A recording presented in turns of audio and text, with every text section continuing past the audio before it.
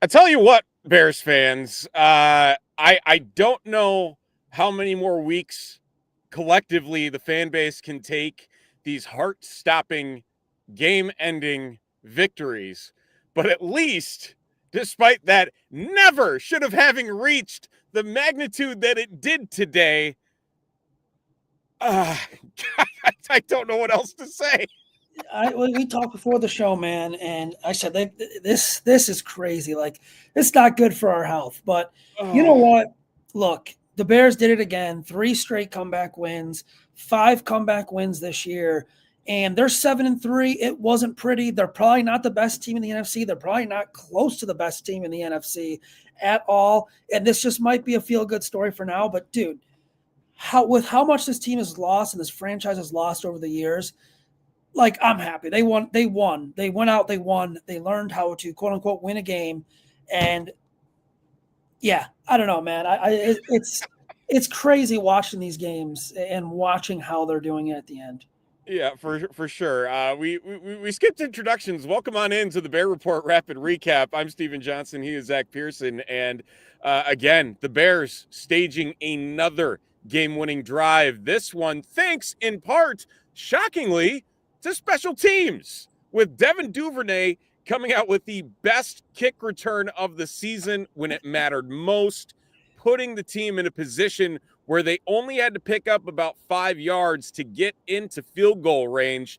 And I think, speaking for just about every Bear fan out there, it definitely seemed as though there was a lot of doubt that went into whether or not Cairo Santos could make that kick, first and foremost, or that there was even going to be the possibility of them being in a position to get that kick. But here we are, again, 19-17, after the Bears hold on to a 13-point fourth quarter lead. They relinquish it in, I hate to say it, almost embarrassing fashion. Again, Again, it was deja vu. And I said it at the beginning of the fourth quarter. I'm like, I already have PTSD. I don't know what to expect out of this team, but something doesn't feel right. And lo and behold, they get an incredible punt return. They score immediately. And then the Bears offense, does nothing, absolutely nothing. And you could argue that for the vast majority of the day, it was a lot of nothing outside of the 74-yard drive that ate up a ton of clock going 15 plays. It was a very strange game because, by all accounts, J.J. McCarthy, outside of the 2 touchdown drives in the fourth quarter, was horrendous today. Absolutely horrendous. They flashed it at one point that his quarterback rating was 14.2 before that final drive where they scored the go-ahead touchdown there towards the end of the game. And it's really, really tough to try and find the balance of, yeah, you shouldn't apologize for winning in the NFL, but at the same time, I feel like the Bears almost sort of owe us an apology for how they tried almost everything they could have done to throw that game away. dude, it was like you said, it was deja vu. And JJ McCarthy, 14 quarterback rating. He was missing high. He was missing low. He was off target a lot. I mean, let's put it, he stunk. He stunk until the fourth quarter. And you just kind of felt the tide starting to turn. And I think it was a disastrous fourth quarter for everyone involved. Special teams, offense, defense. Ben Johnson was bad. Yeah, it was brutal in that fourth quarter. And you watched it, and another illegal formation penalty. 2 of them in the game. It's week 11, man. I don't understand how you're doing it on basic plays. They're not trick plays. Nothing. It's basic plays. And yeah, I really thought, I was like, this is where the magic ends. And no, I mean, what a time for Devin Duvernay's longest kick return. And dude, I mean, the story of the game going into into that kick return was special teams. It was the missed Cairo Santos field goal to go up 2 scores. It was the bad punt coverage. They had a bad penalty earlier in punt coverage.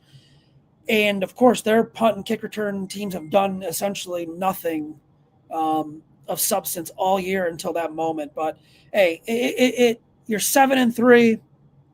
You're here. It is what it is. You are what your record is.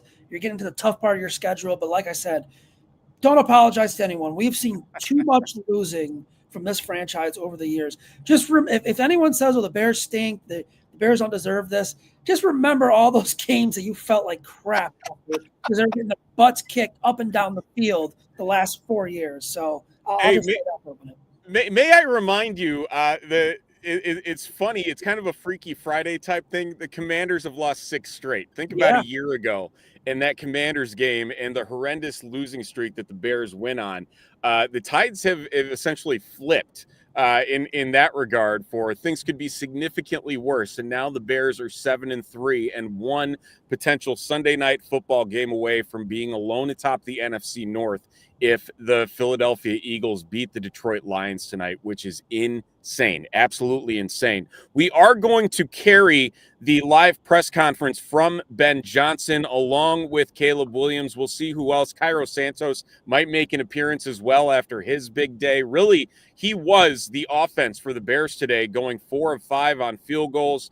I know there were a lot of very angry Bears fans after his missed kick that just went wide left and, easily could have made the difference from not necessarily having to make that impactful last field goal to win the game as time expired. But as we wait here, let's go into the stats for today, as it was a wild one. And Caleb Williams, you look at the box score, it's not the most glamorous of box scores. 16 of 32 for 193 yards, 4 carries for 26 yards. Again, more Houdini magic from Caleb Williams. Somehow, two in particular, where literally a Vikings defender had him around the neck and he managed to slip out of it. And then another, just a full 180 rollout to the right. Did end up throwing that one away, but it did keep him from losing quite a bit of yardage on that. And again, we say it week after week, kind of sound like a broken record almost. No turnovers. Once again, no turnovers. Yeah, and he had 2 sacks in the game, both on the one drive, and the one probably could have been avoided. But yeah, I mean, it wasn't his best game. It's just 50% completion percentage, 193 yards. At least 3 drops probably I counted. DJ Moore had 1, looked like or 2 maybe. Roma Dunze, or no, Luther Burden had 1. Luther Burden had a bad one too. That was pretty bad. You add those in, and the stats are a little better. But with Caleb, the throws I want to go back to, the 2 deep ones early in the game. Roma Dunze at the step, you got to hit that one. And then the next drive, DJ Moore's open. But he responded, man. He had a laser of a throw to Luther Burden, had a really nice throw to Colston Loveland on 3rd down where, Loveland broke 2 tackles and picked up that first down. And how about those tight ends, man? Cole Kmet inviting the contact. Like, Cole Kmet, it looked like he was playing pissed off. Inviting the contact. Colston Loveland's tough to bring down. You saw Durham Smythe get involved a little bit. But, yeah, man, it wasn't a great day for Caleb, but just keep getting better, keep avoiding the takeaways, and try to improve every week. And I want to say this about Caleb, because I think it's the biggest thing that we've noticed specifically from year 1 to year 2 is the pre-snap recognition and adjustments that he is making at the line to shift the play call into what best serves up against the defense he is seeing on the field. And he has done a fantastic job of that, especially in running situations, allowing guys like DeAndre Swift and Kyle Monangai even today had a couple there later on in the 4th quarter. And actually, Ben Johnson is up on stage. We're going to go to that right now. Getting reported for an injury there. So he had a hip and a calf. We'll see what that looks like tomorrow. Proud of the guys. 7-3. That's nothing to scoff at. And as ugly as it can be at times, this group's just proven time and time again that when it's close there in the 4th quarter that we're capable of finding a way. So first division win on the road. What did you think of Duvernay's return and just the jolt you guys needed at that time? Absolutely. I mean, I think exactly what you just said. We absolutely needed that. You've kind of been waiting for one of those from him, to be honest with you. He's come really close a number of times, and then he was able to capture it on the bounce there and got us right there on the cuff of field goal range. We're just a little bit out of it, and we're able to run it just enough to feel good about our kick from there. So, he got one of the game balls because of that. Very well deserved. What's to say about Cairo that he was able to come back and hit the game winner after he missed earlier in the quarter? Yeah, well, that's who he is. He's a high percentage field goal kicker anyway. So, I've got a lot of confidence in him. He's proven that over the course of the season. And really, he's been doing this for a long time. So he doesn't let things, one miss, phase him. We know it's high likelihood he'll make the next one. And so he really kind of embodies what we are as a team, very resilient. You mentioned that word resilient. There's a couple of situations like DJ drops a pass over the middle. The next play, Colson catches a 25-yarder. That happens throughout the game. What accounts for the resiliency of this team-wide? Yeah, well, I think I think they just understand that we are really talented, and so it's just a matter of time before someone's going to make a big play for us. And so we've got playmakers on offense, defense, and special teams, and someone's going to show up and end up giving us the spark that we need. So, it was great to see Colston come alive there. We really needed that one as well. Give the Vikings a lot of credit because, as always, they make you earn every little bit. Every play, you got to be on your mess. And so that's what a Flores defense does, and that was certainly the case here today as well. Best catch of the game might have been Deshaun's interception. What did you see? Yeah, no, as a huge one for us right before halftime. They're knocking on the door, scoring range, and he was the game captain here this week. He was the guest captain, and so I know it means something to him going against his former team, being able to haul one down. But really good coverage. He's so long that he's able to knock balls away or haul them in. And so we definitely needed that one. Then you mentioned it was an ugly win.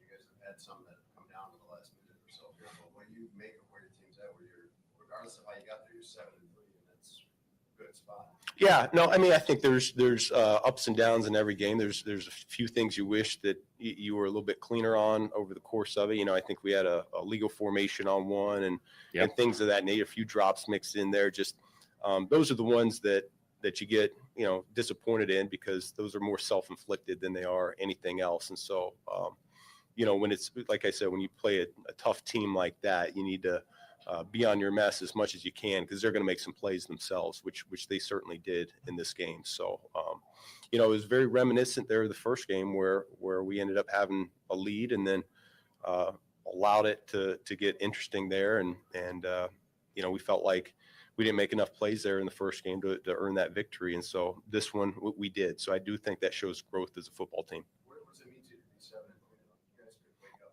tomorrow morning in the first place. Yeah, I mean, guys, we're mid-season right now, so we're not even looking at that. We've earned 7 wins so far, and we're really looking for the opportunity to go 1-0 next week. We talked to guys in the locker room about how this win shows kind of the belief they have in each other, kind of those intangibles that good teams have. Do you see it that way? There's no question. Yeah, I think we've proven a number of times here this year that one of these phases is going to come through for us. It's Cincinnati game. Offense was kind of carrying the banner there that game. I thought defense really did a great job here today. They've done that for the course of the season for the most part. Special teams comes through for us when we really need it here today. And so we kind of just cycled around on who's stepping up to the plate and bringing us the win. And I think that's what good teams do. A lot of people are saying, when they left enough time for you guys after they scored, a lot of people have been watching this team. We're thinking, okay, this is the kind of team that can come back. Do you have time to even think about that in that moment? Like, they're leaving us too much time when we come back here? Well, yeah, I feel really good about that situation. Regardless, 3 timeouts. We've been there before. We practiced that situation. I think it's where our offense is playing a very comfortable football right now as well. So, I think we felt pretty good going into that one, regardless of that return. With DeAndre Swift, it was hard, tough yards. most of the day, but what did he give you at the end? No, I felt it coming to life a little bit. They do a great job creating a lot of one-on-one blocks, and so if all it takes is one guy being off or you're mistargeted, they have a variety of fronts. I mean, it's what he's done a phenomenal job of over the last 2.5 years now of creating issues for the offense. And we had some. And so when it's like that, those backs, they understand what type of game it's going to be, both in the run game and in pass pro. There's a lot of interior pressure, and those guys got to step up to the plate and be able to stone those linebackers in the A and B gaps. And so I was really proud of how Swift and Monungai both ran and pass pro'd all day long. And how do you evaluate Caleb's performance? Hard to say. I got to look at the tape. I know they probably asked before the turnovers, the takeaways you guys got. I mean, that Wright's in the end zone. That's about as good as you can see it with interceptions. Say it again. So Wright's interception in the Yeah, end zone and yeah. just the takeaways in general. What did you think about that today? Yeah, I mean, it's kind of been the story of our wins, right? Is when we know how important that statistic is of taking care of the football on offense and getting our takeaways on defense. And most of these 7 wins that we've had, we've been winning that turnover battle. So no secret to us, no secret to our opponents, and we got to keep that trend going. Thanks, guys. Yep, thank you. All righty, so that is Ben Johnson, head coach of the Chicago Bears, and we'll hear from Caleb. Usually they come up here pretty quick after one another, but I mean, he said what I think we all kind of thought in that regard. But the one thing I want to say, saying how it was a special teams victory and going back to some of the other victories the Bears have had, he's right. Where they have been able to lean on specific phases of this team and come out victorious if the others aren't necessarily doing what they need to do at a given time. Yeah, and honestly, man, like I know we were down on special teams because of the missed kick to go up, 2 scores, would have been 19-10 at that point. Then the punt coverage was bad. But Santos, I mean, he had 4 field goals in the game. Without him, I mean, they don't win this game. And yeah, so hats off to him. It's very easy for a kicker's confidence to get completely shot. Look what happened in Green Bay when they missed. McManus missed 2 extra points in that game against the Giants. Yep. So yeah, it could go downhill. But for all the struggles that Cairo's had, Ben's right. I mean, he's still consistent in a way where you've been able to count on him when you need him. You know what I mean? Like he's hitting these game-winning kicks. He's hitting other kicks. Yeah, he struggles at times, and he might not have the leg, but season high in yardage today he had, right? A 54 yarder was a season long for him. I believe it was earlier in the game. So, yeah, this team, and I think this speaks to the culture that Ben Johnson's setting. You heard Kevin Byard say it on his podcast last week that last year in these games, they're on the sideline thinking, yeah, we're going to lose these games. It's over. And now when you get the ball, I mean, they left way too much time for the offense. And when you get the ball under a minute left, you feel like this offense is going to go down the field and win the game. So, yeah, I think it's a big, big culture change. It definitely is. And, it's funny because there were specific plays on the offensive side of the ball where there was a 17-yard gain where the entire offensive line found themselves pushing the pile. Roma Dunze. With Roma Dunze catching, again, a ball on the ground. He got up. He had that thought process to get back up, knowing that he wasn't touched, and then to have an entire team on the field essentially come from behind it and help get him further down the field. It's that type of effort that you don't see in places that don't have the culture, and to know that they're willing to go out there and just go and do whatever it takes to get it done. Like that was so key today. Yeah. And I think that's the biggest thing is that, even being up 13 points and then being down 1 point with less than a minute to go, that's a wild swing. And you can imagine everything that's going into their heads that you think, oh, it's over. But no, that's not what this team is. And before this game, it was the most comeback wins under 2 minutes since 1966. they might have the record now. I don't know for sure. 5, But right? 5 right now. 5 of their 7, they have come back in the last 2 minutes of a game. What about 11. Nashawn Wright? Like, Nashawn Wright, man. man, You know, I'll say this. At the end of the game, when McCarthy was melting that comeback, the Bears' corners were Nashawn Wright and Nick McLeod and C.J. Gardner-Johnson playing in the slot. They went right at Nick McLeod. that was terrifying. Yes. And I think, you know, Nashawn Wright, that last play at Jordan Addison, that's a tough spot. And if you go back and watch it, you're trying to provide some help because Justin Jefferson's running a route towards your side and you want to be able to be there because you think they're probably going to go Jefferson. And then you see, you know, Addison wide open. And it's like if Wright was a step to the left or a step to the right, he probably picks that ball off. He was just a step off. But his first interception, hell of a play going up and snagging out the air. And you could tell that was emotional for him. His coach, I mean, the news with his coach, John Beam from Laney in Oakland, who was shot and killed, you know, a couple days ago. If you haven't watched that show, Last Chance U, he is the best coach on there. He's only on there for one season, but what he does for those kids was incredible. So that was very emotional for him. But yeah, I mean, Nashawn Wright, for the mistakes he's made and how they've gone after him a couple times, you know, this year, different teams, he's come up with some pretty big plays. And he's not a bad depth guy when Jalen Johnson comes back and Kyler Gordon comes back. Yeah, absolutely not. And the fact that Jalen Johnson's window is already opened and there was a slim possibility he was actually going to play today. I wouldn't be shocked if he does end up playing next week. And then Kyler Gordon, it's been 4 games. The window is now open for Kyler Gordon to be back too. And so all of a sudden you go limping through the first half of this season with, again, having to rely on guys like Nick McLeod. And now things are coming back together. We'll see what happens with Tyreek Stevenson after he had that collision with Jaquan Brisker. He tried to give it a go, didn't work out in his favor after he tried one play. Should have been 3 for McCarthy.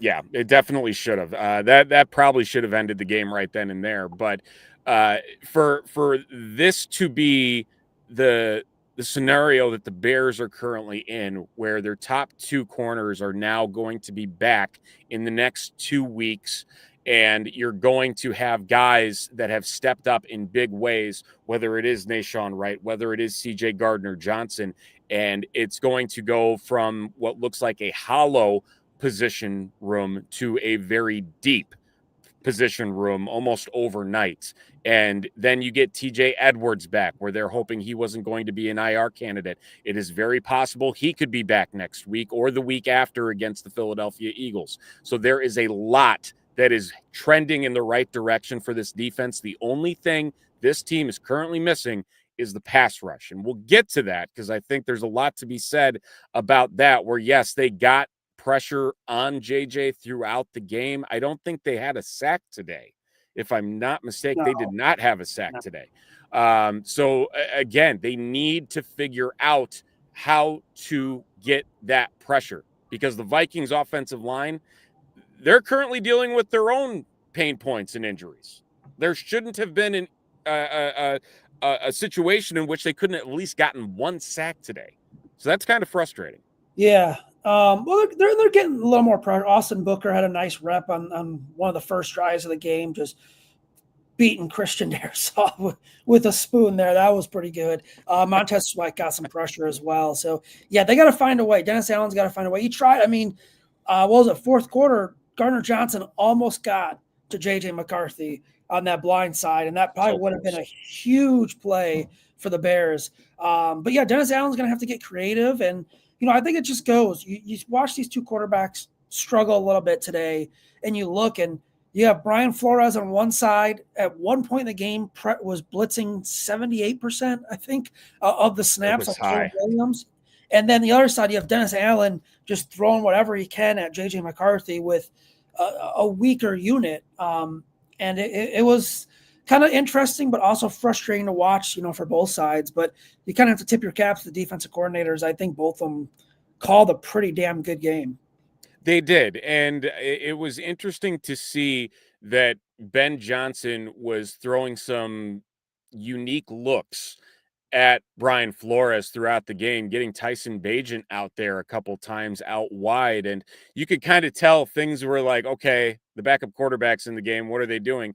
And the first time they just run it up the gut for 10 yards, and I think having that distraction helped them in terms of the box pressure, that they were able to do that, and the running game getting stronger as the game went on. The running game has always been key. Today they had 140 yards on 39 carries, 3.6 average. I mean, not the greatest average, but when you look at it over the course of the game, later on in the game, picking up the 7, 8, 9 yard carries again and again and again from a couple of these guys. Kyle Monangai, he had some pretty rough losses today. Yeah. And it honestly kind of made me wonder, like, where is DeAndre Swift? Like, why isn't DeAndre Swift the closer when, he is the RB1? No matter how you want to define what this backfield and this running game is, DeAndre Swift is the de facto number one, with again, a thunder and lightning type mixture of Colin Monangai to put his head down and pick up some yards. But I tell you what, the Vikings did a very good job of making sure that he couldn't get that momentum downhill today. Yeah, they did a good job in the run game. And like you said, I mean, the fourth quarter, the Bears had that drive with DeAndre Swift, and they were running the ball down the throat. Then it kind of became a little too predictable, to kind of pick your poison there. But, yeah, I mean, I think Ben Johnson making it clear we're going to go with Monangai as well. He got the touchdown. He got pretty much that whole goal line sequence there in the first half when they were in there inside the 5. So I do think Ben Johnson's making it a priority. We're going to get both guys involved. But yeah, I mean, with Swift, you saw that, not the explosiveness, but you saw the cutbacks and what he can do. And whereas Monangai's proven to be kind of more of the power running back and going to get that short yardage, I think. The play I didn't understand was Travis Homer, and there was a lot going on there. 3rd and 5, I have no idea what they were trying to do there. His face mask was also grabbed twice. So I think it was terrible that the ref didn't see that, but it was also a pretty dumb play call, in my opinion. I had no idea what they were doing. I gotta say, I don't understand why Ben Johnson continues to rely so heavily when it's a 3rd and mid on the run game. The 3rd and 4, 3rd and 5, 3rd and 6, and the number of run calls that he continues to make, and they did not really have any success today at all in moving the ball forward and picking up first downs outside of maybe one. It just did not work. And you have to wonder, is that just Ben Johnson's play calling style, or is that he's not feeling comfortable enough with some of the other things that were going on in the Bears offense today? Again, drops, significant issue for the Bears receivers. We talked about DJ Moore. We talked about Luther Burden. Why Durham Smythe is on the field and getting multiple targets today is beyond me, but Yeah. he had 2 that he probably should have caught, and I would be willing to bet rather heavily that Kmet or Loveland would have caught those passes. It's things like that where I wonder, because Ben Johnson, in the grand scheme of what today was, did not have a good play calling day. Yeah, I think the play calling there and the 3rd down running is, I think when there are situations, it's 3rd and 5, 3rd and 6, he's probably going for it on 4th down. So he's probably calling a run to try and get 3 yards, 4 yards if he can. That's probably my best guess with it. But, yeah, I'm interested in some of the personnel decisions. Like you said, Durham Smythe being in there. The one personnel decision that was clear from the start was Luther Burden is wide receiver 3 now. 100%. With him today from the start, I mean, look, he had, where is it at? 5 targets, 3 receptions, 27 yards. Olamide Zaccheaus not even have a target in this game. So I think it's clear that the Bears have made the switch there where Luther Burden is going to be your guy as number 3 moving forward, and maybe a look at a potential 2, depending on what they want to do with DJ Moore in this offseason. I'm not saying they're going to trade him or anything like that, but that's interesting. But yeah, I'm curious what Ben Johnson saw in the game plan to have Durham out there and, maybe even Travis Homer at times. Yeah, it was interesting. I don't know if Olamide Zacchaeus even touched the field today. Did you see him at all? No, he might have been out there for a play or two, but nothing. He didn't have a target, so nothing Yeah. noticed. Because I kept looking, I'm like, he's not even touching the field. Like Yeah. that's bizarre. And maybe that was part of Durham Smythe having a little bit more involvement, that they were going with the 2 and 3 tight end sets with the jumbo line more often than they were. I feel like they were bringing in an extra lineman a lot today. Like they were determined to make that work. And so that might have been part of it too, that they just said, okay, you know what? This is what we got to do. We got to shift our identity a little bit for this game, knowing what we saw last time against this team and the fact the Vikings have had a struggle going up against the run, and that's that. But now, shifting gears, I'm curious if we're going to see something similar, because you look at it, it's a very similar style of defense the Bears are going to be playing next week against the Pittsburgh Steelers back in Chicago, because outside of TJ Watt, it's a defense that has had the ability to get carved up from time to time and have struggled. And you got to wonder, okay, now that you feel a little bit more comfortable, maybe you didn't score the points that you did, but if you clean up the errors, again, I feel like that's another broken record statement, cleaning up the errors. And we'll get into the team stats a little bit here later too, as far as what those errors were. But it pays to maybe take a further look at whether or not we're going to see some consistency with that over these next couple weeks in the harder part of the schedule. Yeah, well, you got a home game next week. You got a home game you got to take care of, because you got that tough one against Philadelphia on Black Friday. Then what's Green Bay? You got the Lions mixed in there, Green Bay, Cleveland. So it's going to be tough, but you're 7-3, and like you and I have said, you're putting yourself in a position. Now you're in the playoff talk. You're right there.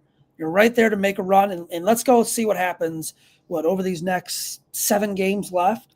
Let's go see what happens. If they fall short by a game or two, it's a hell of a lot better, I think, than a lot of people thought they would be going into the season. But yeah, taking care of Pittsburgh, and you get Aaron Rodgers probably for the final time at Soldier Field. Maybe he got injured today. Oh, did he really? Oh, okay. Yeah. I did not see that. Sorry. Who was even their backup? Mason Rudolph. Oh, yeah, I probably could have guessed that. And then Will Howard was their third. But yeah. But I mean, it's not a terrible Steelers team. They kind of feel like they're hit and miss. We saw them last week with whatever that performance was, and then today they beat the Bengals. So yeah, they're a tough one to kind of to figure out. But you have a chance, man. You have a chance to go out there and win that game. And I'm not sure where Caleb Williams is at. Usually they go pretty much back to back from the podium. Yeah. There is no sign of Caleb Williams yet. Usually, well, he might be doing like a radio thing quick. I know he does ESPN 1000 right before Ben. So maybe he's doing like a national radio hit too, but he should be coming up because. Oh, speak of the devil. Here he is. There we go. You guys have had these all season. I mean, what was the ride like at the end of this one?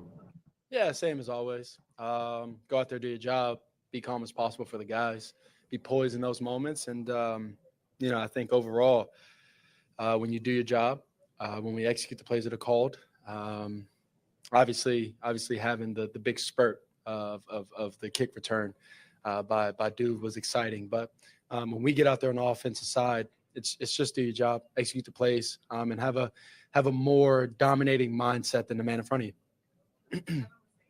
This team has yet to learn that killer instinct yet. Do you feel that? Kevin Meyer. Yeah. Do I feel that? Yeah. I think part of it, because you have to have a killer instinct to be in these games and finish these games the way we have. To fight all the way through and come out victorious, you have to have a sense of killer instinct. But for the idea of killer instinct, speaking on when there's blood in the water, we got to go and When the defense turns the ball over for us and we get the ball back, we got to put up 7 points. When they get 3 and outs, we got to put up 7 points. And that's a mindset and belief that we have to grow towards and get better at. And that's something that I was preaching on the sideline. And, I'm going to keep preaching that because we have so much talent. We have so much belief. We have so much of a great coaching staff and, all these different things. And there's not a time for me that I want to maximize the most than when I'm out here with these guys. And so having the killer instinct in those moments is really important to me and for us as a team because we had, like I said, we got the coaching staff, we got the players, we got the talent. We just have to go out there and do it. What accounts for the ability to come back and win these games? It's not always the offense, and not always the defense. Today it was special teams help. Like, what accounts for everyone being able to do that? Yeah, something that I've spoke about before, living in the know. It doesn't matter when, it doesn't matter how, it doesn't matter who, we got the guys, we got the coaches, we live in the known. And so when our moment comes, when their moment comes, whoever it is on the team, we'll make the play. And so, like I said, we gotta get better throughout the game. But when it comes down to it, we know we're gonna make the plays at the right moment, the right time, and we're gonna go win the game. For a moment, did it feel like shades of week 1? Just that you guys have the lead's gone. Like, how did you get it to change the outcome this time around? Yeah, I think the belief that we've grown within the locker room is what changed. I think that's been the biggest thing throughout the season so far is the belief. And when you have belief, when you have the trust between each other and the guys and things like that, these moments don't seem too big. These moments, they're a lot smaller. Everybody's a lot more focused. Everybody's a lot more poised when something goes wrong. And I think that's what we've done a good job of since, I would say since the first week is growing that belief, growing that trust. And like I said, we got to find ways to win earlier. It's something I'm going to preach until we start doing it. But I think that belief and trust is there.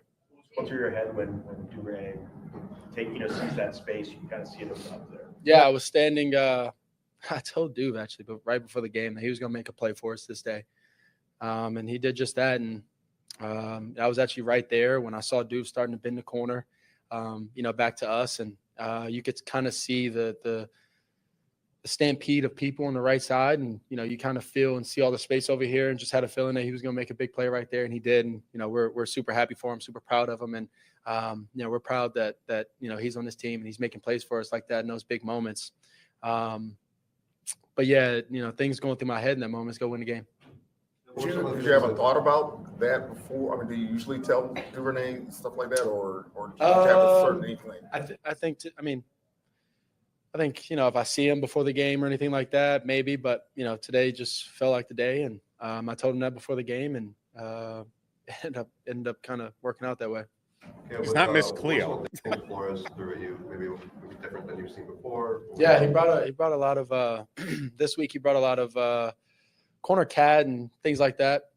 We were able to either pick it up or get the ball out, or would see him and throw hot or throw a check down or anything like that. So I think overall we did a good job with that, and that was one of the wrinkles. And then he has a bunch more wrinkles that he's thrown in there. He had about a couple times throughout the game dropping back. It's you're trying to figure out the coverage, and a bunch of different guys are flying in different areas, and it's always fun playing versus him because he's such a good D coordinator. He has such good talent over there, and so a lot of respect to them. On I believe 24 Ward, when he blitzed you, escaped that. Can you take us through that play? Like, did you recognize that he was coming, or what happened on that play? The one where he came off my right side and I spun. Yeah. Yeah. Before the snap, I didn't see it. And I don't think our back, I believe, didn't see it either. And he just so happened to come free, and they did a good job with that and disguising it early in the game, and then and disguising it throughout the game, and then from there it was just in that moment go make a play for the team, and ended up seeing him late when I turned my eyes around to get back up, and I saw him, and just made a play. Can we think of maybe a small example of some of the things you guys could do with Colston and Cole? It seemed like your connection with them was especially strong today. Some big plays. Maybe just a glimpse of what that can do with those two guys. Yeah, I think we got the guys. We got the guys that we need to do whatever we need to do to win the game. They're special. They're talented. They make plays for us when it counts and when it matters. And so the belief, like I said, the trust between those guys, between me, is all there. And we've done a good job so far making plays when they counted. And it's been different guys. It's been all of our guys throughout the season so far. And so our trust, my belief, when it comes down to those moments, or when it comes down to big downs, and it's not just the end of the game, I'm going to give them a shot, and we're going to go make a play. And that trust is there. That belief is there. O-line's going to, do a great job blocking. And like I said, I'm going to give them a shot, and they're going to go make the play for us. Extension of that, the 3rd and 13, the sidearm to Burden. I know Ben hinted at this last week. He said he needs more targets. Like how big of like an impact do you feel like there's a 3rd and 13? It's a drive that ended in a field goal, but you hit Luther. And did I scramble or was I in the pocket? I'm having trouble remembering. The pocket. Yeah. Jeez. Big picture wise, Yep. Just him It was finally right after earning a role in you this scrambled offense. for first down. It was a legal formation penalty, and then you followed. We were going that way. Yes. Okay. Got you.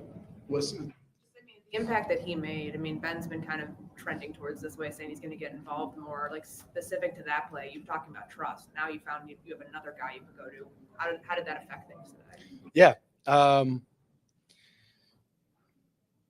Luther is a special talent, and he's a young cat. He's growing, so that relationship between him and I is going to grow constantly, throughout the years. And so I think that's just a little glimpse. I think last week, in one of the biggest moments of the game, the ball goes to Luther on a 25-yard curl stop route, and so that trust, that belief, I know who we have, what we have.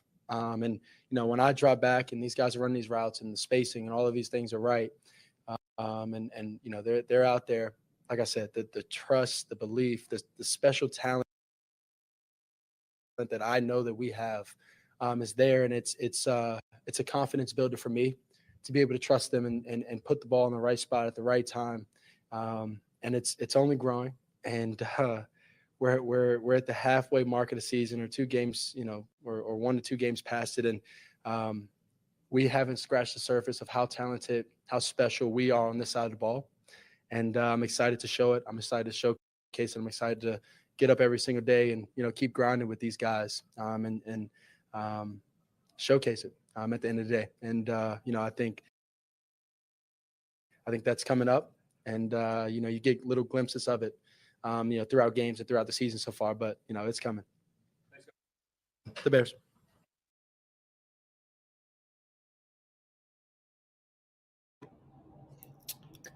Caleb Williams, quarterback of the Chicago Bears, and I realized I was muted. God, that's what I get for not paying attention. But again, great stuff from him again. Yeah.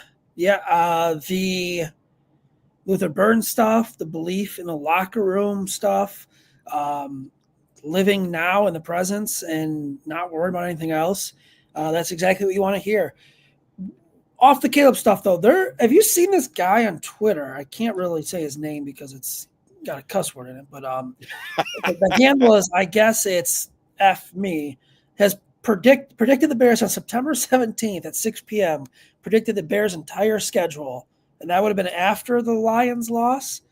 So he said, Cowboys, Raiders win, bye. Commanders win, Saints win, Ravens loss, Bengals win, Giants win, Vikings win. And he's nailed it ever since. Every single pick.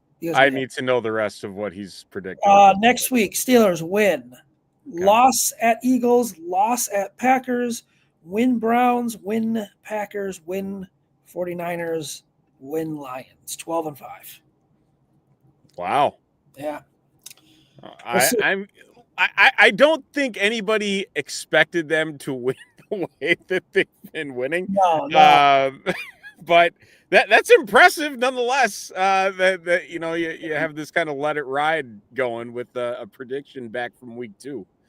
Well, and also, I mean, the Commanders have gone the complete opposite way, and the Bears have propelled themselves pretty much the exact opposite of what happened last season when those two teams played. We saw Washington go on a long run. I'm not saying the Bears are going to go to the NFC Championship game, but we saw Washington go on a huge run, and the Bears season completely tanked. So, yeah, but back to Caleb at presser, yeah, good stuff there. I mean, I think he's right with we haven't seen how good this team is. I don't know if we'll see it the rest of the way in terms of where they're fully going to get. I look at this and I'm thinking that Lions team that started off with like 0 or 1-5, 1-6, and came within a game out of the playoffs, ended Aaron Rodgers in Green Bay, their season. I think this is kind of that same path where this is the build up to the special season coming up next year or the year after, I think. I for sure hope so, that they can continue this momentum. And, we talked about this before the show, is that you take that week 1 game, and if that fall apart fourth quarter does not occur, the Bears are currently the number 1 seed in the NFC as of right now. If that occurs, that is wild to think that is a possibility, that they are that close to knocking on the door of that opportunity. And man, I tell you, they get healthy, they figure things out. If Caleb can figure out his accuracy on the long ball of 15 yards or more, if the receivers can cut with the drops, and the defense, specifically the secondary, can get healthy again, I think there's going to be even more confidence versus what this team has now that is going to catapult them into a whole nother level. And that's a very exciting thing for Bears fans to think about, as long as everything continues on the trajectory that it's at. At this point, I'm expecting the unexpected more than anything else, because for having 5 victories that you get in the final 2 minutes of games, and we're only in week 11, it's wild. It's absolutely wild. There's the hardest stretch coming up.